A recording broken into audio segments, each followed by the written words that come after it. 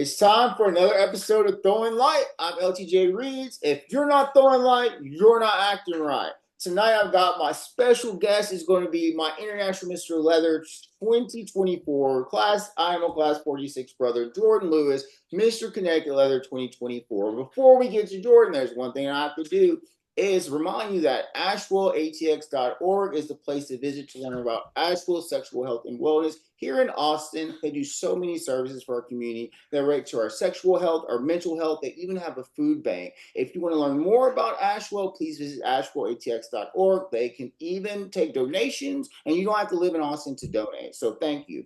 Moving on, here we go. Jordan, welcome to Throwing Light. How are you? I'm doing wonderful, my brother. How are you? Doing good. I know we've had our little group chats had a little heat lately. So Yeah, the less that everyone knows about that one, the better off we may be. some moments we've been having, but we're Oof, brothers and we work through our differences, right? I hope. exactly. So yeah, why don't you tell everybody how you got involved in the leather scene or in the community work and kind of your journey to being Mr. Connecticut Leather. So, fresh out of COVID, I had a sense of wanting to do a lot more for myself for a start. My feelings of leather drew me to the local contest for Connecticut back in 2022.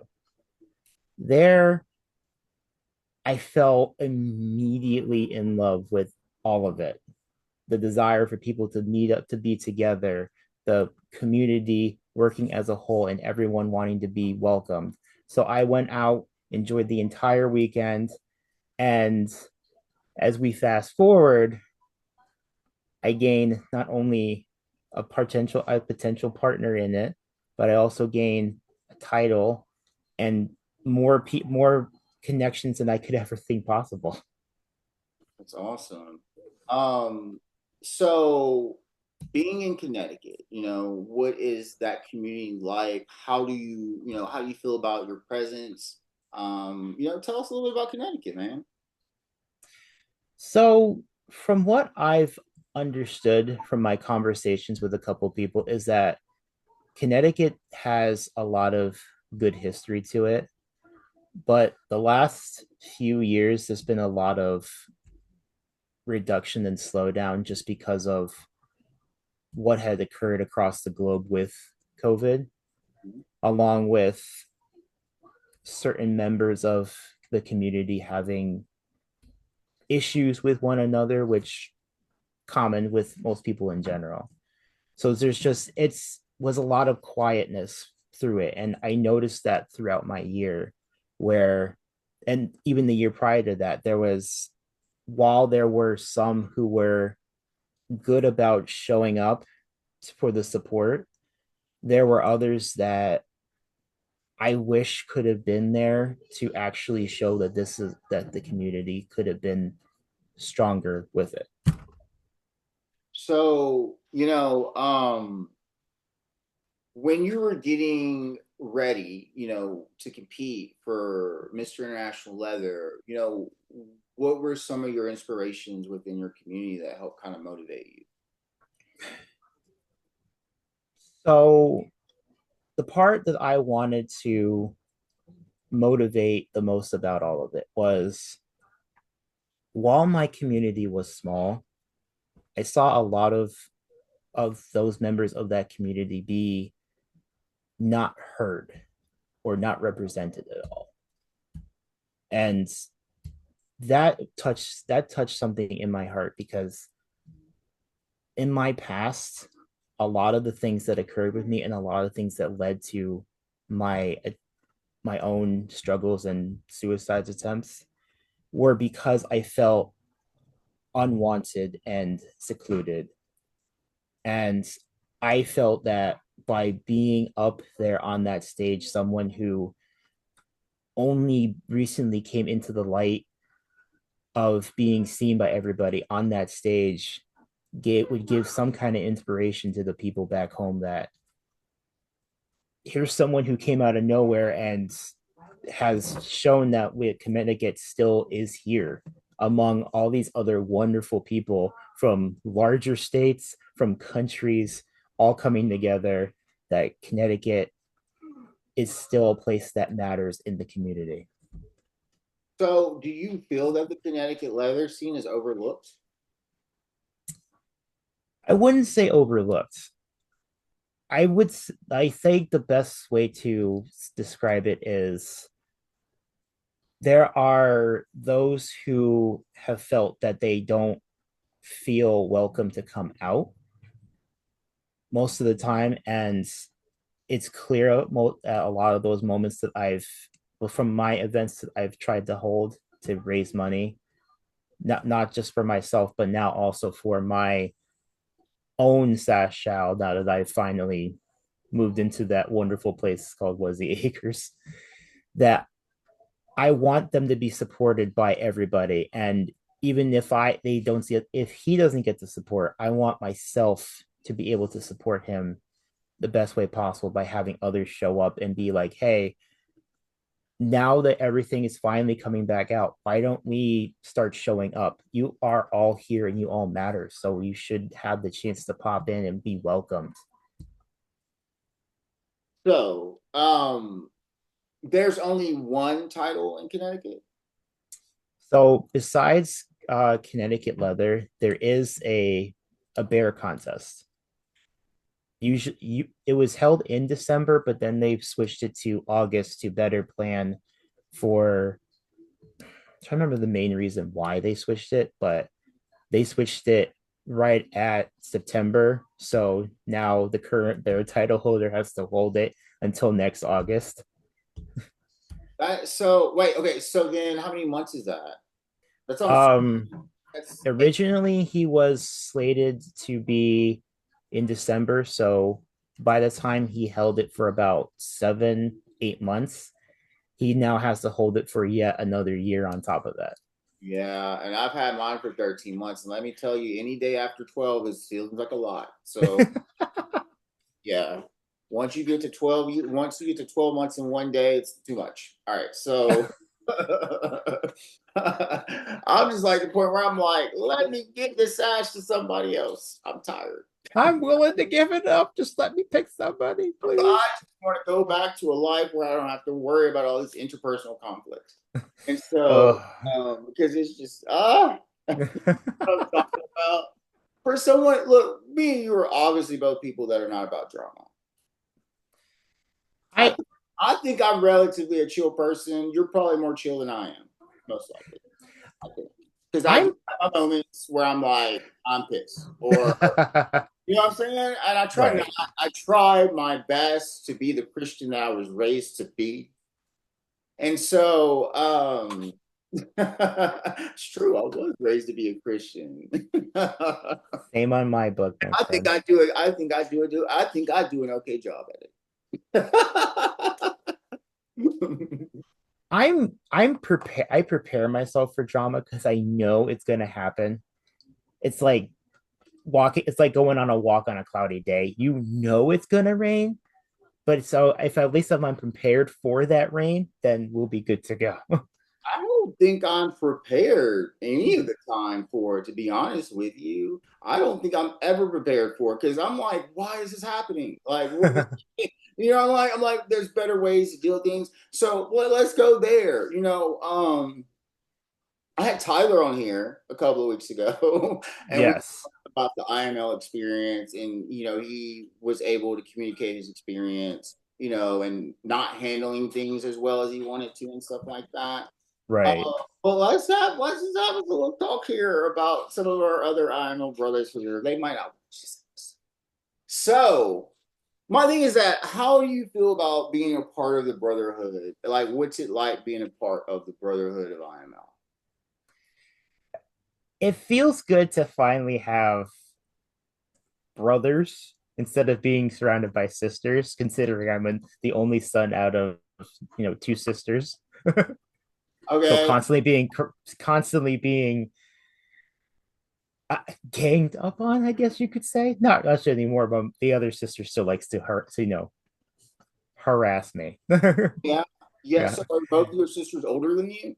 No, I am the oldest. My it's the first sister is in her mid 30s, and then the second sister is hitting 30. So I'm reverse. I'm the baby. Ah, But like, but my oldest sister is 50, what year? 54. And my next sister's just turned 50. So, and so that's where we are. Okay. So, I've had so many IML guests on here. I would imagine that the fan base here, our viewers or people that are watching, know what I say when I say IML, and I don't want that to be a majority of our conversation here. But right. we're now at the point where I do bring somebody from my sibling class on here. What are you doing? What has been your motivation post Sash? My motivation post Sash is a few things. One, I want to make sure that the one who has succeeded me since September is monetarily set to do everything the coming year, whether it be for his travel, for MAL, which is coming up in January, and of course IML in May. On top of that, the other two things I want to do is one, I want to work on finally getting my platform off the ground.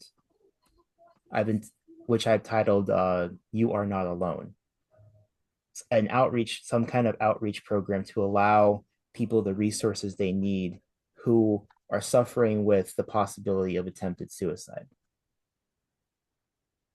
So you said follow with. There are actually two things I want to get into. This suicide thing is a grave subject I love, but before we get to that, I do want to mention when you talked about setting people up for monetary success, and I just want to point out we're almost 60 episodes in the show, and we have not talked about how expensive it is. So we have not. Isn't that crazy? We have not talked about how expensive it is, not only to be a it's not expensive to be a leather man. Like I said, you truly don't need leather to be a part and energy, all that. I am not a heavy leather wearer, and I'm probably never going to be. And Right. I'll probably be more getting more custom things that make me feel comfortable. But even that's expensive. So I'll just say I'll put it like this, and you can attest to this, Jordan. I'm traveling. You did.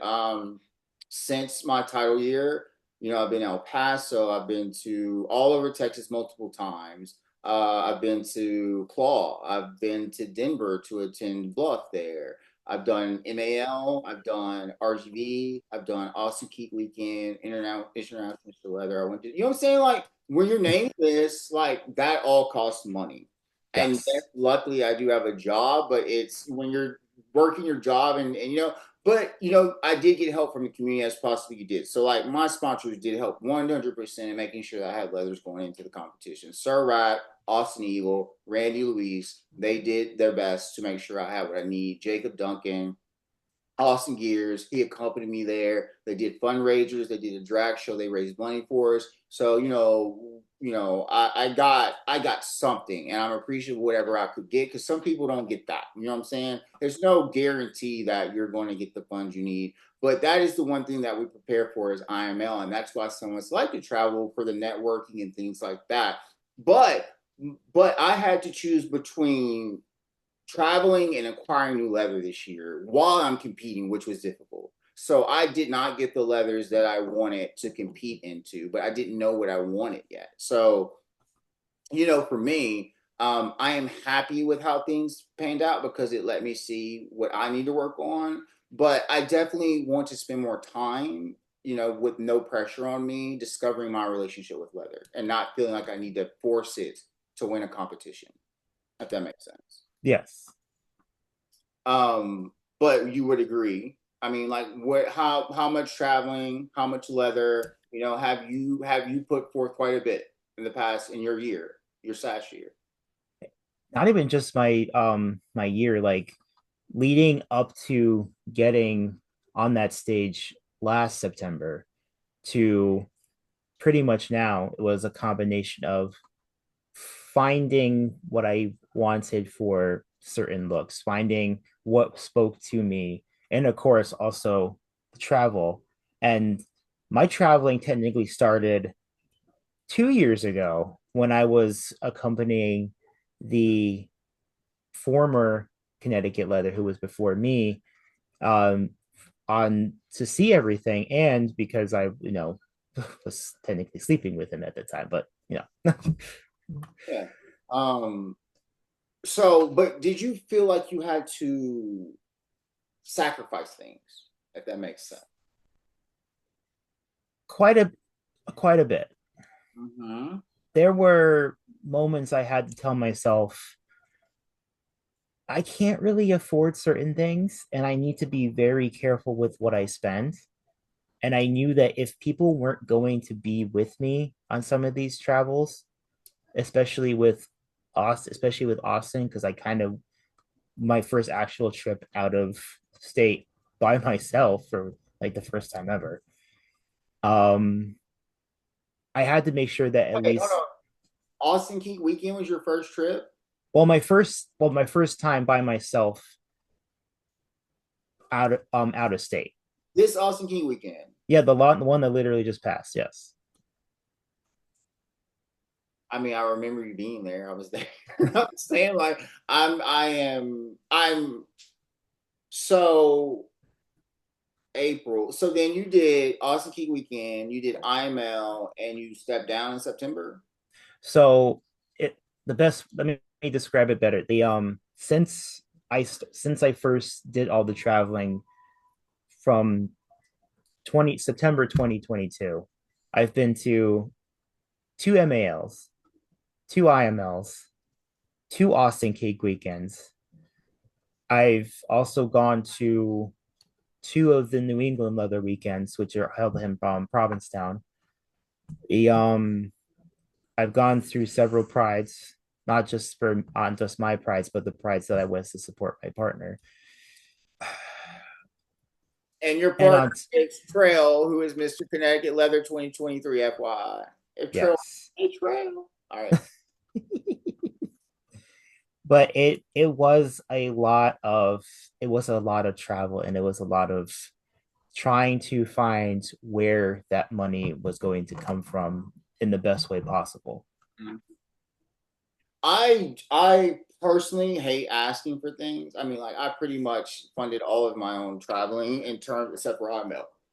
Oh, if you were to give advice to someone before we transition to the next topic,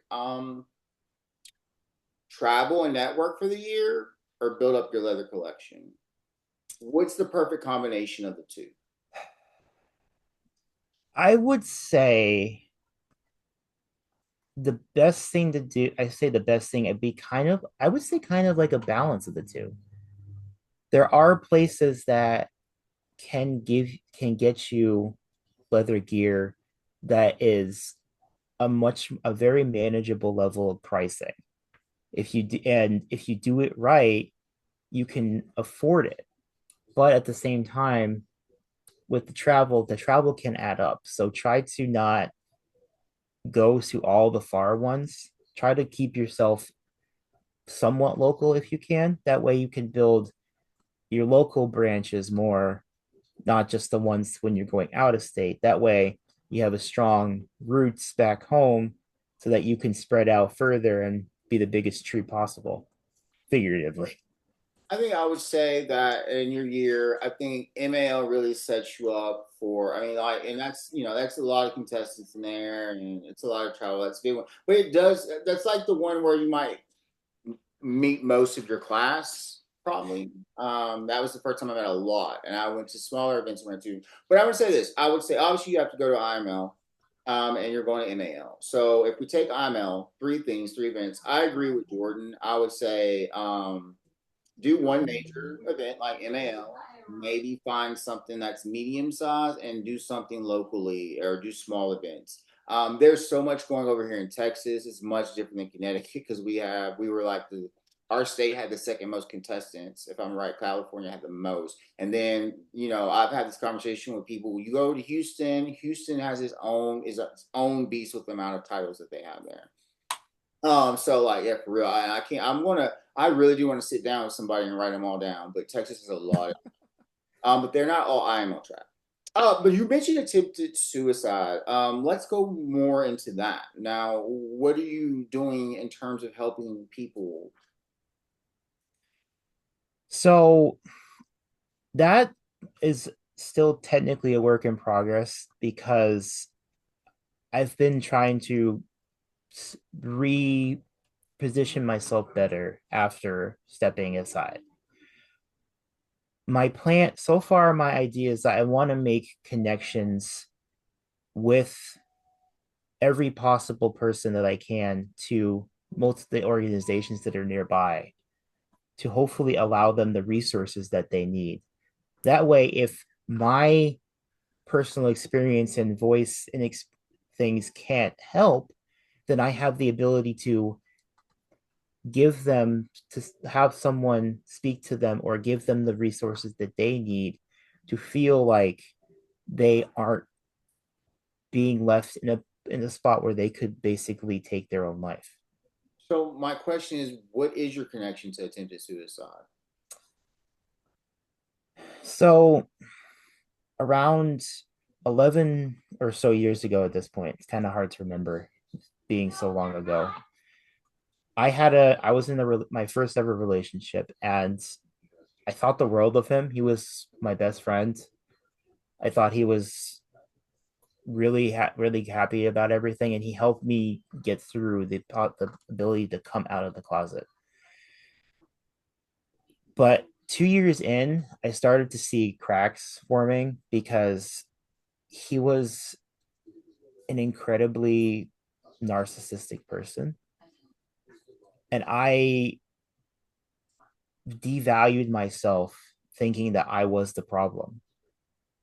So much so that when that relationship ended and I was basically by myself for at least 2 years before I moved in with some friends, I had a very low point because I felt so incredibly empty and unworthy of basically wanting to exist. And every fiber of my being was telling me that there was no reason to keep doing anything because what would be the point if everything I did wasn't really matter?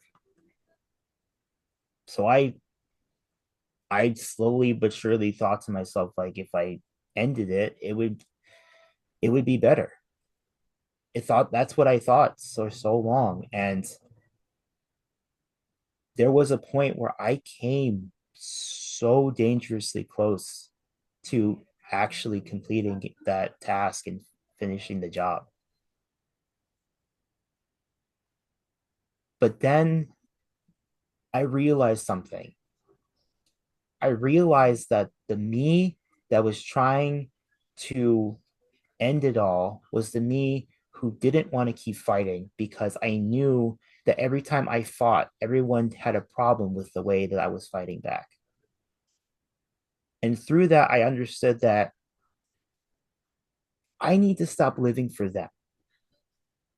I need to find my own reason to exist, my own purpose outside of other people's desire for what they wanted. In that one moment, I told myself, enough. I gotta stop. I gotta change. I gotta work on myself. I gotta do things better for myself so that I can do better for everybody else in the long run on top of that. So, changed a bunch of things, got a better job, started doing physically working myself out, almost passed out how badly I went hardcore with that sometimes. Uh, And through that, I got more confident. I felt happier. And I realized that this was better because by doing what I needed to for myself, I could do better for other people. And through that, I understood that I can finally go back out and be capable of helping other people, helping by because I helped myself and I could give to them so that they could give to other people on top of that. I mean, that's beautiful. That's what we need. We need to encourage people to live. I think, that's incredible, to be able to find that inner voice that actually helps you take a step up or move forward or do things to change. But I went through a lot of depression, and so especially as a kid, and so um, suicidal thoughts are a real thing. And if they just keep going and going, and then you don't feel like you're being valued, because I lost a friend last year to suicide, and he was having a drug problem, and I didn't know how bad it was, and yeah, he was in a poetry show I did. I saw him. He was acting weird. He didn't hang out with me. And I got upset. Sent him a text like, I'm disappointed we didn't get to spend time together.